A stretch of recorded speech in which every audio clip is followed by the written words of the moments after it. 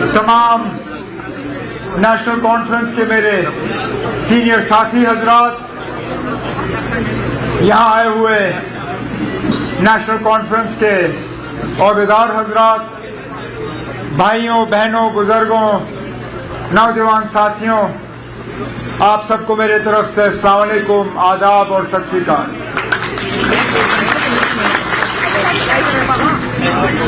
आज शेर कश्मीर भवन में नेशनल कॉन्फ्रेंस की इस फौज को यहाँ जमा हुए देख के दिल खुश हो जाता है, क्योंकि इस जमात को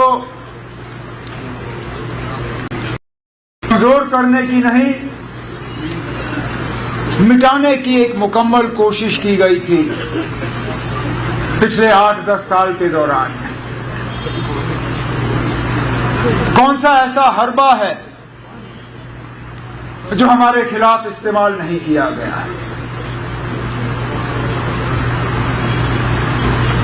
साथियों को डराया गया, धमकाया गया, कुछों को लालच दी गई, करों की जमात।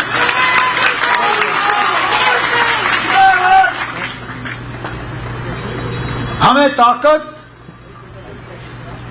नेशनल कॉन्फ्रेंस की ऊपर की सतह की क़यादत से नहीं मिलता, हमें ताकत मिलता है पहले अल्लाह ताला से, भगवान से, वाहिगुरु से, उसके बाद ताकत मिलता है जम्मू कश्मीर की आवाम से और नेशनल कॉन्फ्रेंस की वर्कर से। ये इस बात का नतीजा है कि हमारा काडर मजबूत है,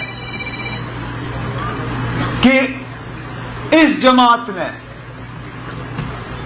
तमाम तूफानों का जो है सामना किया।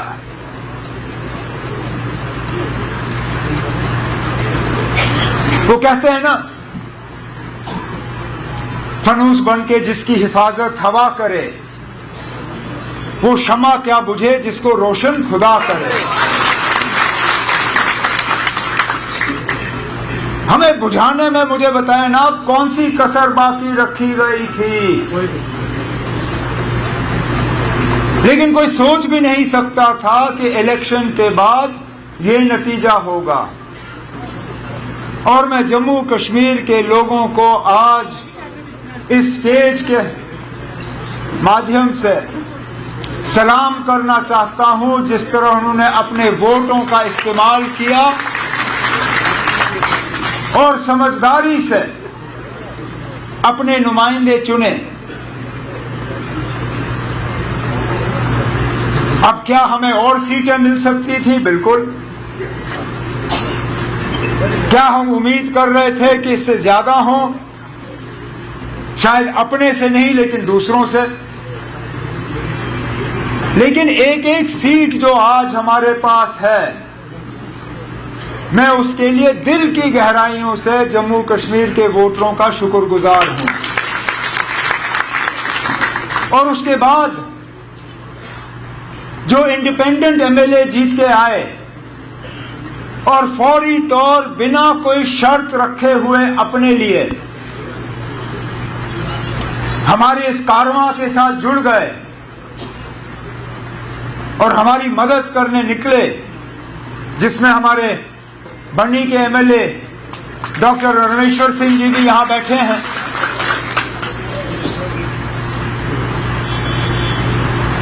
इलेक्शन के बाद जब इनसे मुलाकात हुई, जब बाकियों से मुलाकात हुई, इनमें से एक ने भी अपने लिए नहीं मांगा।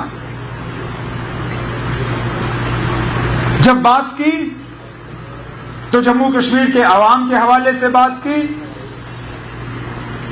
अपने असेंबली सेगमेंट के हवाले से बात की, अपने डिस्ट्रिक्ट के हवाले से बात की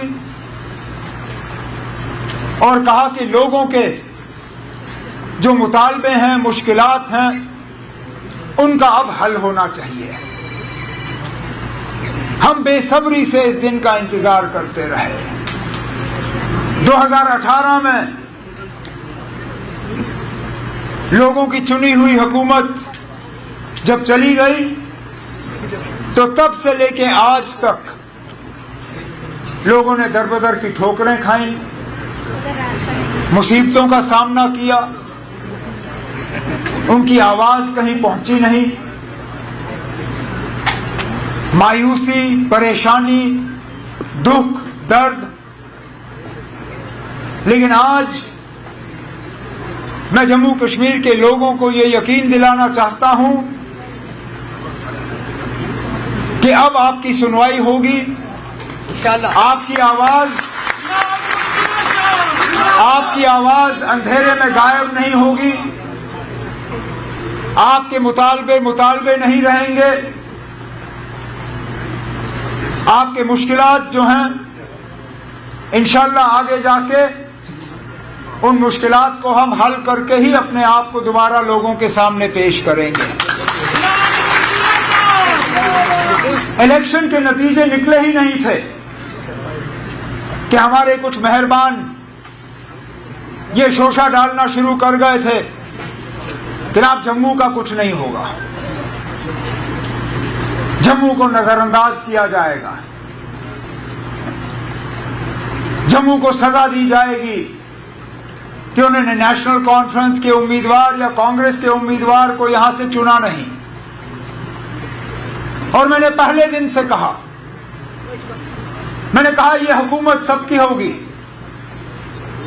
इसमें नुमाइंदे सबके होंगे, इसमें आवाज सबकी होगी और हम खिदमत सिर्फ उन लोगों की नहीं करेंगे जिन्होंने नेशनल कॉन्फ्रेंस या अलायंस को वोट दिए। हम अगर खिदमत करेंगे तो पूरे जम्मू कश्मीर की आवाम की खिदमत करेंगे। डिप्टी सीएम बनाना कोई मजबूरी नहीं थी ना। इससे पहले भी जम्मू के डिप्टी सीएम बने हैं, लेकिन वो कोalition में मजबूरी की वजह। मुफ्ती मोहम्मद सैयद साहब अल्लाह मगफिरत करे उन्हें, जब वो वजीर आला बने तो कांग्रेस के साथ उनका अलायंस था, अलायंस को उन्होंने औहदे देने थे। मंगत राज शर्मा जी डिप्टी सीएम बने। जब गुलाम नबी आजाद साहब जम्मू से सीएम बने, डिप्टी सीएम बनाना था, कश्मीर को डिप्टी सीएम का दर्जा मिला।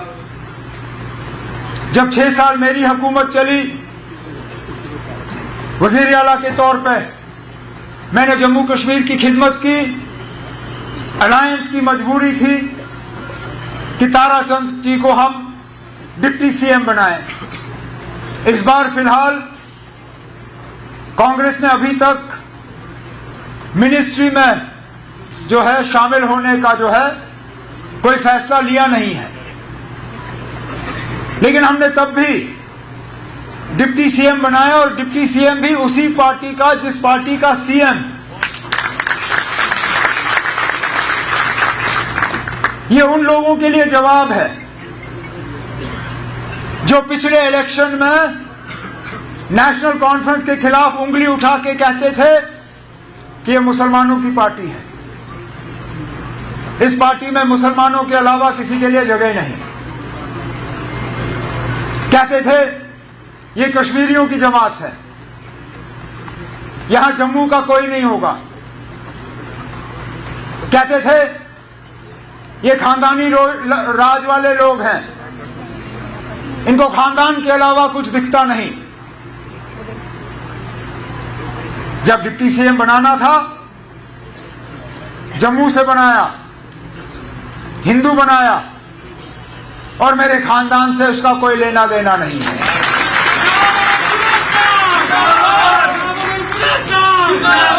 अब क्या कहोगे? अब क्या कहोगे? क्योंकि सवाल तो हम आपसे भी बहुत कर सकते हैं, लेकिन आज मैं इस मौके का उस चीज के लिए इस्तेमाल नहीं करना चाहूंगा, क्योंकि लोगों ने जवाब दे दिया। जिस तरह डिलिमिटेशन कराई गई थी ताकि एक पार्टी को उसका फायदा हो। जिस तरह रिजर्वेशन में तब्दीली लाई गई ताकि एक पार्टी उसका फायदा ले, जिस तरह हुकूमत ने अपने मशीनरी का इस्तेमाल किया ताकि एक पार्टी को फायदा हो, उसका नतीजा आपके सामने है।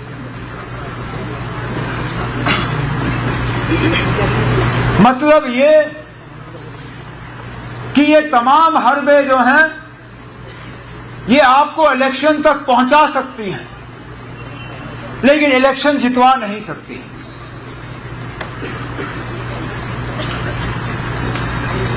लेकिन आसान काम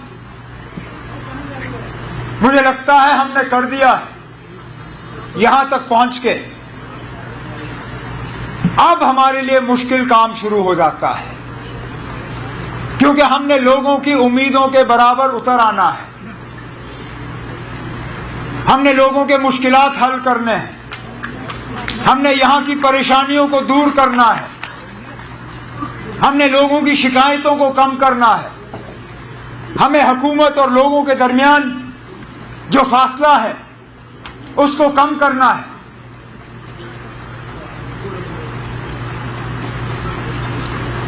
अब सगोत्रा साहब ने अपनी तकरीर में जम्मू के हवाले से बहुत सी बातें की कि ये भी मुद्दा है, ये भी है, ये लोग इस बात पे नाराज हैं, उस बात पे नाराज हैं। लेकिन मैं मजबूर होता हूं पूछने पे, ना ये नाराजगी पोलिंग बूथ में हमें नजर क्यों नहीं आई?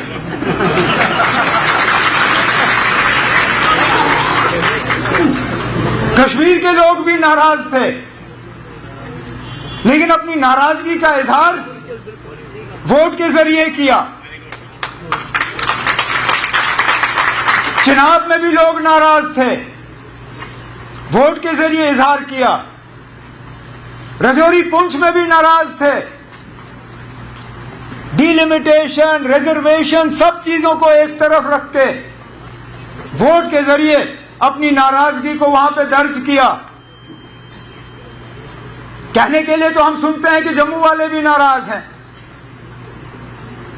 कोई कहता है कि दरबार मूव को लेके नाराज, कोई कहता है कि स्मार्ट मीटर को लेके नाराज, कोई कहता है कि बिजली बिल को लेके नाराज, कोई कहता है कि पानी की कमी को लेके नाराज, कोई कहता है कि बेरोजगारी को लेके नाराज। लेकिन ये नाराजगी जो है पोलिंग बूथ या वोटिंग बूथ में हमें नजर नहीं आया। अब क्या वजह है ये भी हमें समझना होगा। या तो नाराजगी है नहीं, और अगर नाराजगी है नहीं तो फिर बड़ी अच्छी बात है, फिर कुछ खास करने की जरूरत नहीं, सारा कुछ ठीक है। लेकिन अगर नाराजगी है और उस नाराजगी के बावजूद वोट एक तरफ गए, तो इस बात को भी समझने की जरूरत है ना कि आखिरकार हुआ क्या। लेकिन इतना मैं जरूर जानता हूं कि जैसे मैंने पहले कहा, वोट पैटर्न पे जो है हुकूमत चलाई नहीं जाएगी। इलेक्शन हो गए, लोगों ने अपना फैसला जो है सुना लिया, हुकूमत बनी है। अब हमारा काम है कि हम लोगों तक पहुंचे और उनके मुश्किलात और मुतालबे हल करें।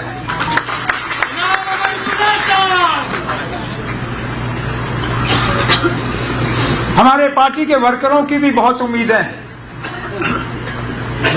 10 साल हो गए ना अब आपको सेक्रेटरीट गए हुए,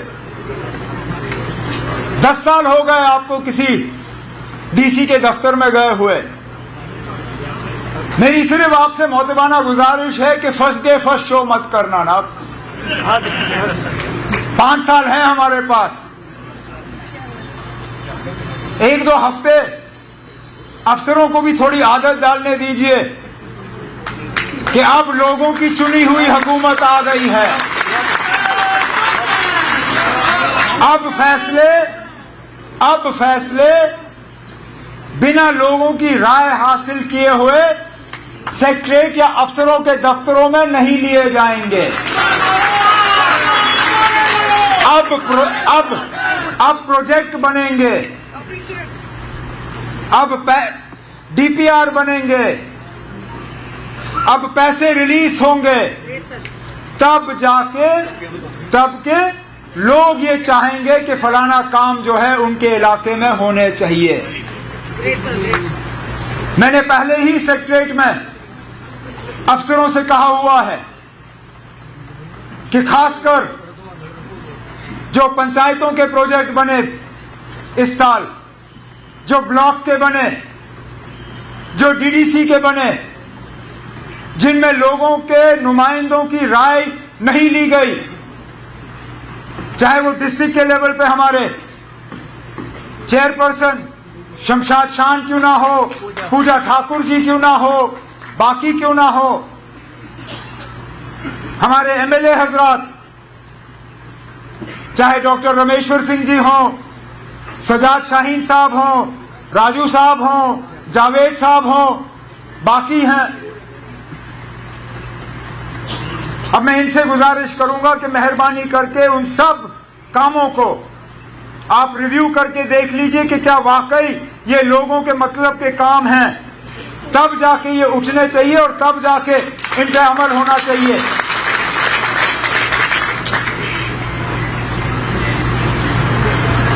लोगों के साथ हमारा तालमेल टूटना नहीं चाहिए। हुकूमत में सबसे बड़ा खतरा ये रहता है कि हुक्मरान और जो वोटर हैं उनके दरमियान फासला बढ़ जाता है। हम जो चुन के आए हैं, हमारा फर्ज बनता है कि हम इस फासले को कम करें। और मैंने ये तय किया है कि जहां जहां कहीं पे भी सरकारी कोई फंक्शन होगा, वहां पे अलग मैं अपने तंजीम के साथियों को कहूंगा कि वहां पे आए, जमा हों, और मैं उनके लिए अलग वक्त मुकर्रर करूंगा।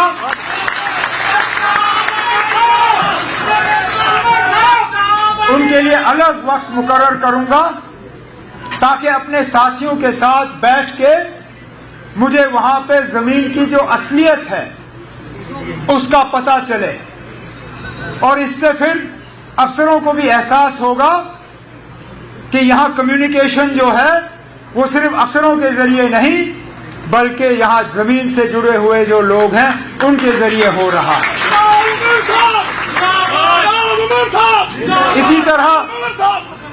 इसी तरह मैं अपने मीडिया के साथियों को ये यकीन दिलाना चाहूंगा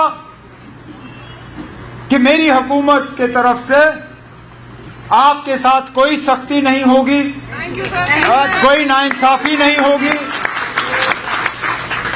आपको इस बात की सजा नहीं मिलेगी कि आप मेरे खिलाफ कुछ लिखोगे। हालांकि मैं जानता हूं पढ़ना मेरे लिए मुश्किल होगा, मैं शायद पढ़ना या देखना पसंद भी नहीं करूंगा, लेकिन जमहूरियत में हम जमहूरियत को मजबूत कर नहीं पाएंगे अगर कि हम मीडिया को जो है अपना काम करने की इजाजत ना दें। मैं जानता हूं बहुत से ऐसे हमारे प्रेस के साथी हैं जिनके एक्रेडिटेशन या रजिस्ट्रेशन में अड़चनें डाली गई हैं, रुकावटें डाली गई हैं, इनके रजिस्ट्रेशन और वो प्रेस कार्ड जो है वो इनको नहीं मिले। आहिस्ता आहिस्ता इस चीज को दुरुस्त किया जाएगा और आपकी इंस्टीट्यूशन को जो है हम स्ट्रेंथन करेंगे। लेकिन थोड़ा सा आप रहम करिएगा, जहां हमारे काम ठीक नहीं होंगे वहां पे आप जरूर हमारे कान खींचिएगा, लेकिन जहां पे अच्छे काम होंगे वहां पे दो लफ्ज तारीफ के भी अगर आप लिखें तो गनीमत होगी।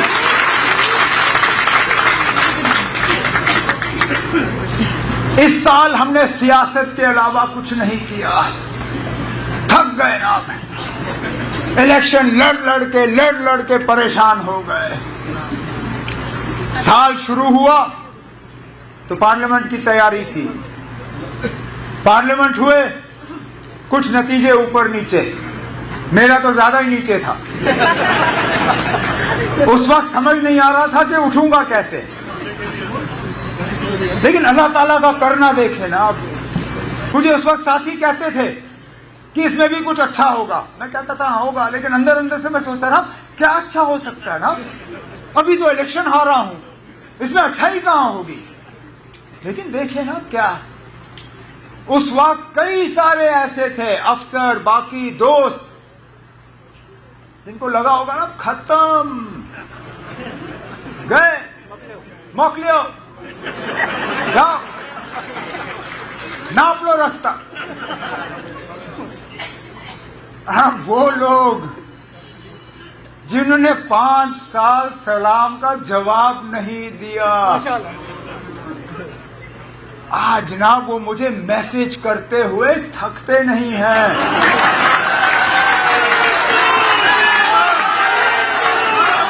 मैं कहता हूं ना, कुदरत भी क्या चीज है। 5 साल एक मैसेज भी नहीं कि जनाब आप ठीक हो, जिंदा हो, हम क्या कुछ आपके लिए कर सकते हैं या नहीं। अब मैं सुबह उठता हूं तो गुड मॉर्निंग सर, 1 बजे फोन देखता हूं तो सर लंच के लिए क्या खाया, 8 बजे फोन देखता हूं सर डिनर में क्या था, आपके लिए कुछ भेजूं तो नहीं, और 10 बजे रात को गुड नाइट सर, प्लीज अच्छे से सो जाइए।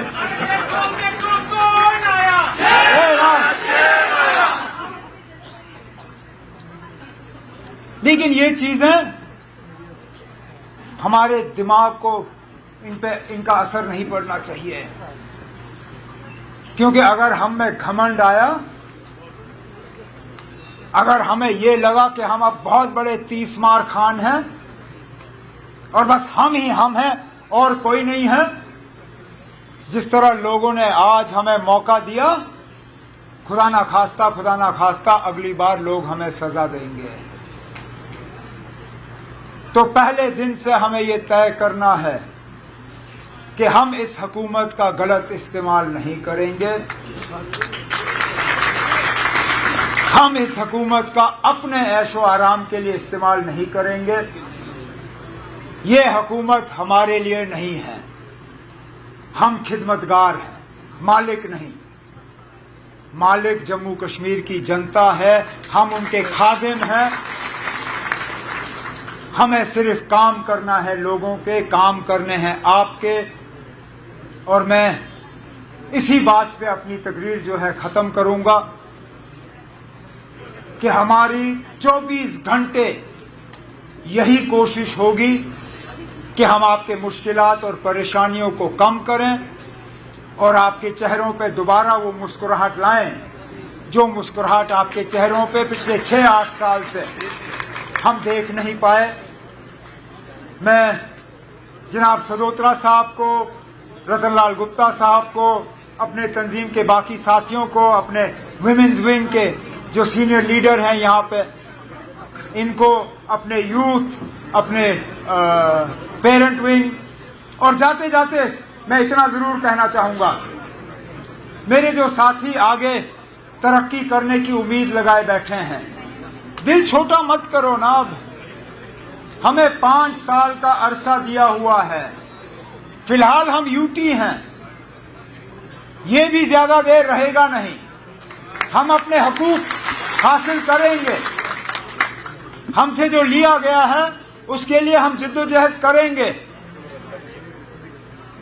कोई रूठने की जरूरत नहीं है, कोई मायूस होने की जरूरत नहीं है। हमें मौका मिला है लोगों की खिदमत करने की, इंशाल्लाह खिदमत करते रहेंगे।